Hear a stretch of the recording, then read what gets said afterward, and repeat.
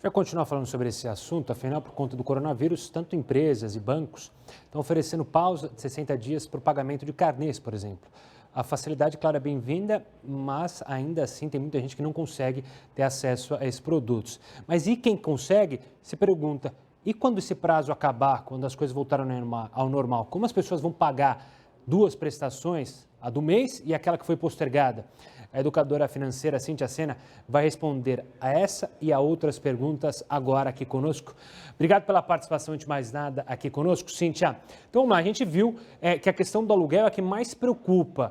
Essa questão da negociação com o locatário é super bem-vinda, mas como se preparar lá na frente, ou seja, sabendo que tem o risco de perder emprego, de perder quem é autônomo uma renda importante, como se preparar para conseguir sair dessa crise o mais rápido possível?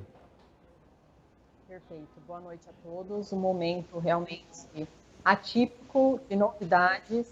Nós precisamos nos preparar. Não só agora, nesse momento que vamos ficar aí para algumas questões sem ter essa necessidade do desembolso, desse desencargo, mas principalmente nesse movimento de volta. Então, a gente tem que olhar primeiramente quais foram essas negociações que eu fiz, qual foi esse acordo de pagamento, se eu vou parar exatamente, se eu vou ter um desconto nesse período, ou se eu vou somente jogar para frente essas prestações. Se formos olhar parcelamentos de financiamento, o que vai acontecer é que essas parcelas serão diluídas lá na frente. Então, não necessariamente eu vou ter duas parcelas para honrar. Eu vou ter, sim, um aumento nessa parcela, porque ela vai incrementar os juros desses 2 meses. Então, é legal a gente até trazer isso, que as pessoas que vão para os seus financiamentos postergar, elas não vão ficar ali sem os juros desses 2 meses, ela só vai ter essa carência de pagamento. E, Cíntia, olhando para o futuro também, tem muita empresa, muitos bancos e o governo também tem mostrado uma agilidade para tentar dar crédito às pessoas. Quem está precisando do empréstimo, está precisando buscar dinheiro, o que ele tem que levar em consideração? Ele tem que tomar cuidado para não cair em armadilhas? Exatamente. A oferta de crédito está, sim, grande, vasta, foi dado a várias oportunidades, possibilidades, principalmente nessa questão de muitas pessoas ou que perderam seus empregos ou que tiveram essa questão de estar com a porta fechada, ou seja, não consegue gerar renda nesse momento. Então, a atenção e o cuidado tem que se ter. É olhar e comparar todas as instituições. Então, é um momento que não foi dado isso para apenas uma, olhar as taxas, olhar principalmente as tarifas de cobrança dessa liberação desse crédito, que isso impacta bastante na taxa de juros.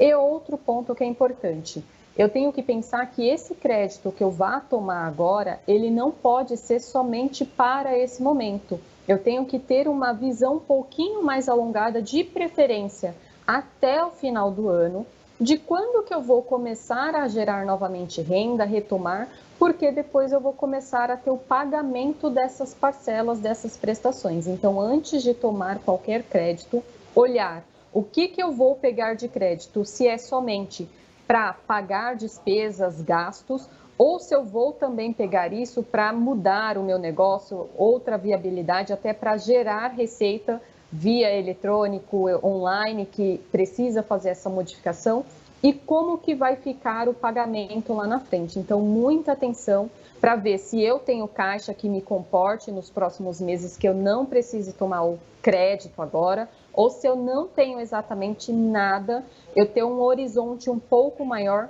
e já fazer esse planejamento de como que vão ser o pagamento dessas parcelas lá na frente.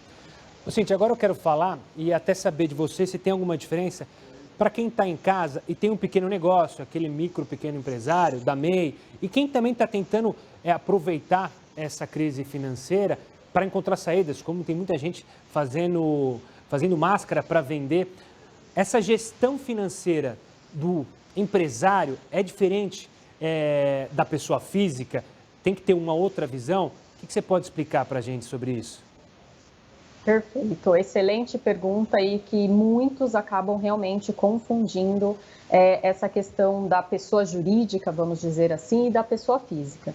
O ponto essencial que a gente sempre tem que ter de olho, independente desses dois cenários, é a questão da sustentabilidade e que nós estamos vivendo uma situação de que exatamente a maioria das pessoas, tanto físicas quanto jurídicas, não existe essa sustentabilidade de pelo menos 6 meses.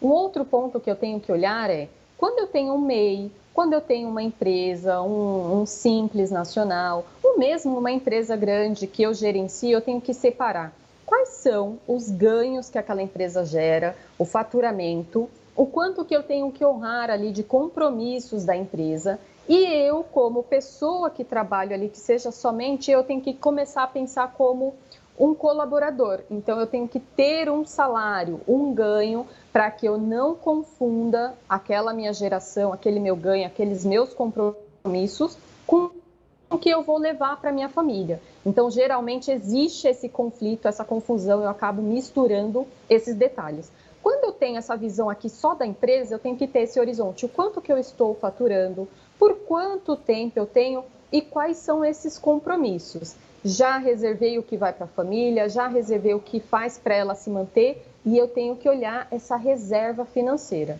Na família, que é quando a gente olha ali para a pessoa física, a questão vai ser parecida, vai ter o ganho ali, que vamos pensar o prolabore desse empreendedor, e desse prolabore ele tem lá, qual que é esse custo, qual que é esse padrão de vida, aonde ele vai canalizar aluguel, financiamento, casa, escola, alimentação, saúde. Então eu tenho que olhar e gerenciar. Se eu estou parando de receber aqui, de faturar, porque eu tive que fechar, vou ter que revisar todos os meus custos aqui, o que já dá para eliminar, cortar, gerenciar. Na família, a mesma coisa, vou ter que ir para as negociações, vou ter que fazer para que esse recurso, caso eu já tenha, ele tente ficar o máximo de tempo possível. Tá certo. Cíntia, quero agradecer demais a sua participação aqui conosco para falar sobre esse gerenciamento de crise que todo mundo está tendo que viver na família. Um forte abraço e até uma próxima. Até mais. Bom, fica aí o aviso para você que está fazendo, tentando abrir um negóciozinho agora, vendendo muita máscara, tem muita gente fazendo isso. Toma cuidado, faça as contas para saber se você não está cobrando, às vezes, muito barato e causando prejuízo aí, gastando demais.